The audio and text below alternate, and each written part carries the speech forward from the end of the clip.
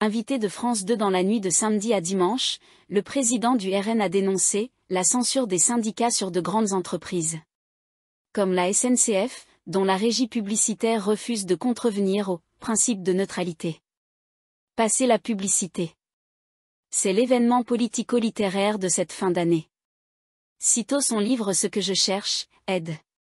Fayard, sorti en librairie le 8 novembre, Jordan Bardella s'est lancé un grand plan médiatique. Invité de France 2 dans la nuit de samedi à dimanche, le président du Rassemblement national, RN, est revenu sur la polémique qui a entouré la parution de son premier ouvrage, où se mêlent histoire personnelle et parcours politique.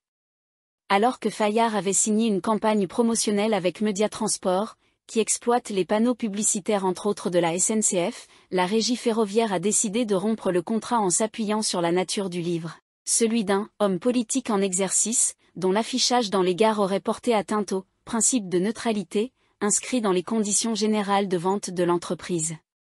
Laissant sa maison d'édition attaquer Media Transport en justice pour l'obliger à exécuter son contrat de diffusion, Jordan Bardella a préféré voir le verre à moitié plein. J'ai été exposé depuis quelques semaines à une forme de censure de la part des syndicats qui font pression sur des grandes entreprises comme la SNCF, a déploré dans l'émission « Quelle époque ?» l'eurodéputé nationaliste, qui est bien décidé à profiter politiquement de ces blocages. On a la mouvance de gauche la plus bête du monde parce que ça produit l'effet inverse.